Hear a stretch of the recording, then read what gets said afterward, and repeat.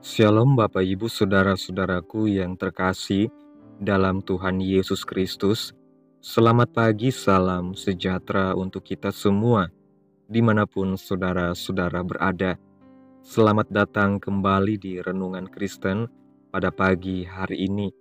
Semoga saudara semua dalam keadaan sehat selalu dan kiranya damai dan sukacita oleh Roh Kudus melimpah dalam hati dan kehidupan saudara semua. Pada pagi hari ini sebelum kita mendengarkan renungan firman Tuhan, mari terlebih dahulu kita berdoa. Bapa kami yang di surga, Bapa yang kekal, Bapa yang ajaib, Bapa yang penuh kasih sayang, Bapa yang kami puji, Bapa yang kami sembah, di dalam nama Tuhan Yesus Kristus, kami mengucap syukur Tuhan, oleh karena anugerah-Mu di sepanjang hidup kami, hingga pada hari ini, kami boleh ada lagi sebagaimana kami ada. Semua karena berkat dan anugerah Tuhan dalam hidup kami. Pada pagi hari ini ya Tuhan, kami akan mendengarkan firman-Mu. Berbicaralah ya Tuhan, jamah hati kami, berikan kami pengertian untuk dapat memahami firman-Mu, dan ajar kami untuk dapat melakukan firman-Mu di sepanjang kehidupan kami. Berfirmanlah ya Tuhan, kami sudah siap mendengarkan. Dalam nama Tuhan Yesus Kristus, kami berdoa. Amin. Bapak Ibu Saudaraku yang terkasih, dalam kehidupan yang penuh dengan dinamika ini, kita seringkali bertanya tentang tujuan keberadaan kita di dunia ini. Apakah hanya untuk menjalani kehidupan sehari-hari, bekerja, berkeluarga, dan kemudian menghilang begitu saja? Tidaklah demikian. Allah menciptakan kita bukan sekedar untuk hidup dan mati, tetapi untuk sebuah tujuan yang mulia. Allah menciptakan segala sesuatu dengan rancangan dan maksud yang jelas, termasuk kita manusia. Dalam renungan pagi ini, mari kita merenungkan lebih dalam tentang tujuan kita diciptakan oleh Allah dan bagaimana seharusnya kita menjalani hidup sebagai ciptaannya. Ayat renungan kita pada pagi hari ini terdapat dalam kitab Kolose pasal yang pertama, ayat yang ke-15 dan yang ke-16 yang berkata demikian. Ia adalah gambar Allah yang tidak kelihatan, yang sulung, lebih utama dari segala yang diciptakan, karena di dalam Dialah telah diciptakan segala sesuatu yang ada di surga dan yang ada di bumi, yang kelihatan dan yang tidak kelihatan, baik singgasana maupun kerajaan, baik pemerintah maupun penguasa.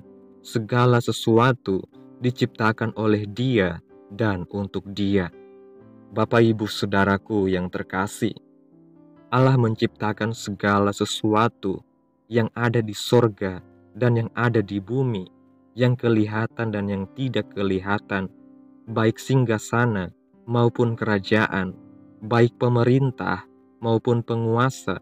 Segala sesuatu diciptakan oleh Tuhan dan untuk Tuhan. Kita ada di bumi ini semua karena anugerah Allah. Karena itu, tidak ada yang bisa kita banggakan dalam kehidupan ini. Allah menciptakan kita dengan maksud dan tujuan tertentu yang tidak boleh kita abaikan. Salah satu tujuannya adalah untuk menyenangkan hati Tuhan. Hidup kita seharusnya menjadi persembahan yang harum di hadapan Tuhan. Menyenangkan Tuhan bukan hanya melalui tindakan ibadah di gereja, tetapi juga dalam setiap aspek hidup kita, baik dalam pekerjaan, keluarga, maupun interaksi dengan sesama. Semua yang kita lakukan seharusnya mencerminkan keinginan untuk memuliakan Tuhan. Tujuan Allah menciptakan kita manusia adalah yang pertama, menyenangkan hati Tuhan. Dalam kitab Bilangan pasal 15 ayat 13 mengatakan, setiap orang Israel asli haruslah berbuat demikian apabila ia mempersembahkan korban api-apian yang baunya menyenangkan bagi Tuhan. Hidup kita adalah persembahan kepada Tuhan untuk menjadi korban yang menyenangkan hati Tuhan. Melalui perbuatan, tutur kata, dan seluruh kehidupan kita, biarlah menyenangkan hati Tuhan. Ketika Tuhan disenangkan, maka berkat Tuhan akan turun menaungi kita. Yang kedua, Allah ingin kita selalu bersekutu dengannya. Persekutuan ini adalah bentuk kedekatan kita dengan Tuhan yang menciptakan kita. Ketika kita mendekat pada Allah melalui pujian, penyembahan, dan doa, kita membuka diri untuk mengalami kuasa dan kasih Tuhan yang mengalir dalam hidup kita. Ibadah bukan sekedar rutinitas mingguan, tetapi saat di mana kita menyegarkan jiwa dan terhubung lebih dalam dengan Tuhan yang Maha Kuasa. Yang ketiga, bersekutu dengan Tuhan. Allah ingin kita sebagai ciptaannya selalu bersekutu dengan Dia. Lewat ibadah, kita dapat bersekutu dengan Allah. Dalam kitab Mazmur pasal 150 ayat 1-6 mengatakan, Haleluya, pujilah Allah dalam tempat kudusnya. Pujilah Dia dalam cakrawalanya yang kuat. Pujilah Dia karena segala keperkasaannya. Pujilah Dia sesuai dengan kebesarannya yang hebat. Pujilah Dia dengan tiupan sangkakala. Pujilah Dia dengan gambus dan kecapi. Pujilah Dia dengan rebana dan tari-tarian. Pujilah Dia dengan permainan kecapi dan seruling.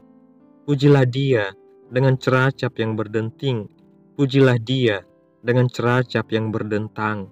Biarlah segala yang bernafas memuji Tuhan. Haleluya.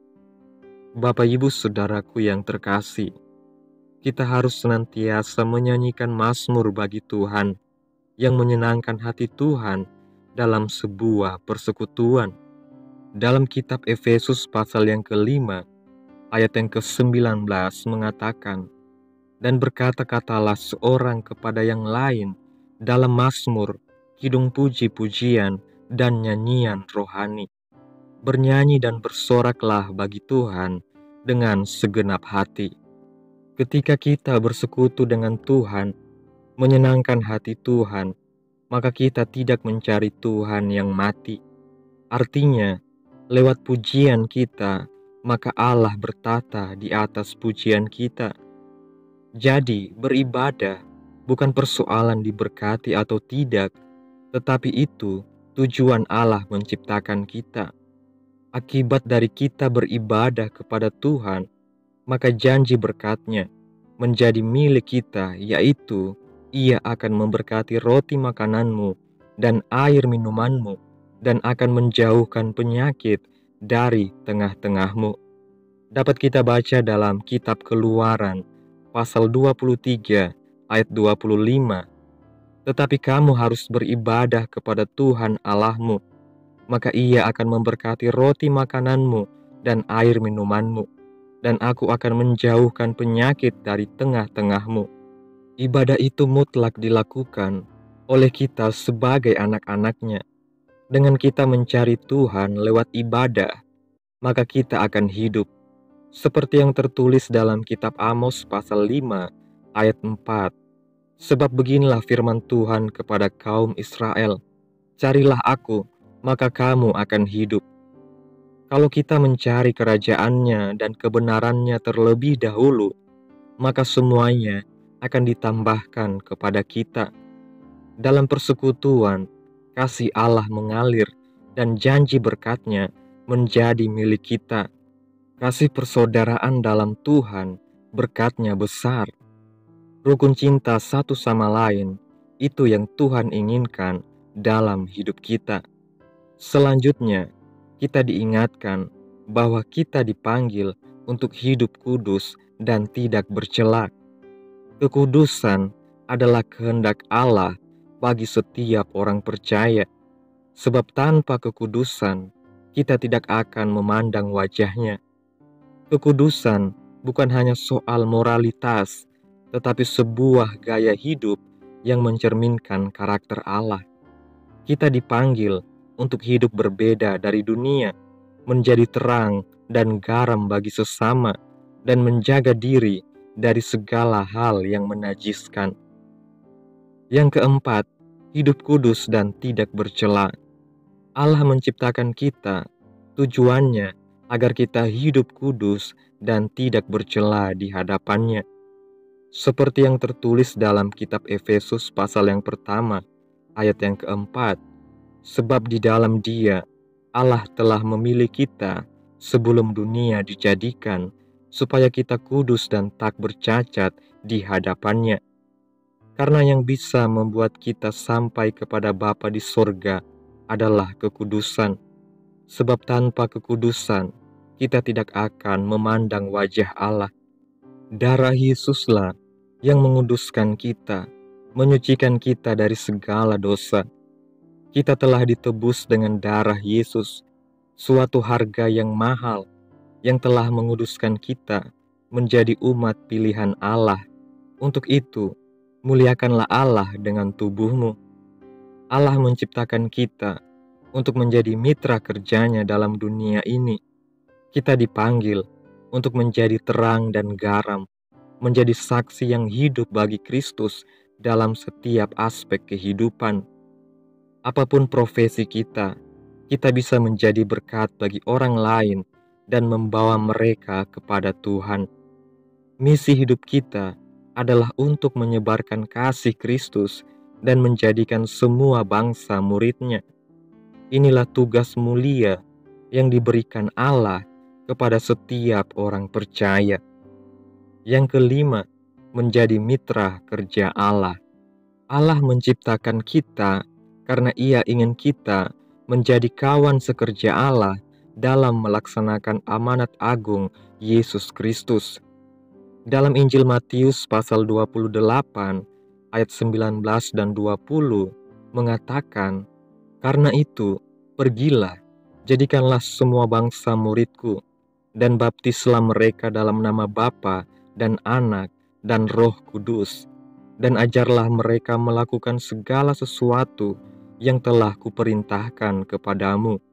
Dan ketahuilah, aku menyertai kamu senantiasa sampai kepada akhir zaman."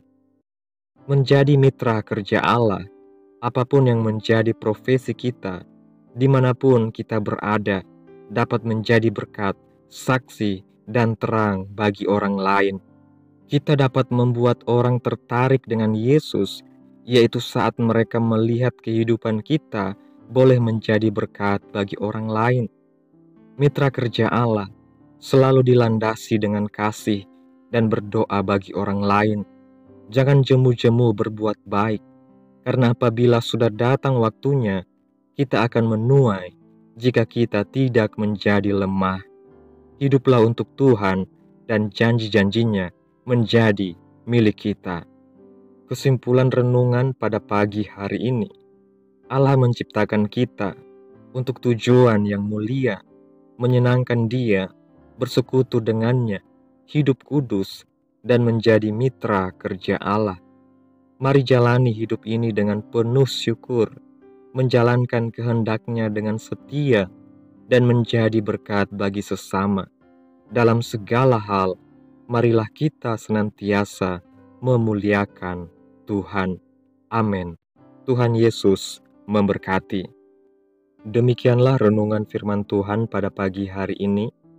Biarlah menjadi berkat bagi kita semua dan dapat kita lakukan dalam setiap kehidupan kita. Pada hari ini sebelum kita memulai segala aktivitas kita di hari ini, mari kita berdoa. Allah Bapa kami yang ajaib, Bapa di dalam kerajaan sorga, Bapa yang kami puji, Bapa yang kami muliakan, di dalam nama Tuhan Yesus Kristus. Kami bersyukur Tuhan, atas pertolongan-Mu dan penyertaan-Mu, serta atas berkat-Mu dalam hidup kami. Kami berbahagia dan bersyukur atas kebaikan Tuhan pada hari ini. Tak berkesudahan kasih setia Tuhan Tak habis-habisnya rahmat-Mu, selalu baru tiap pagi.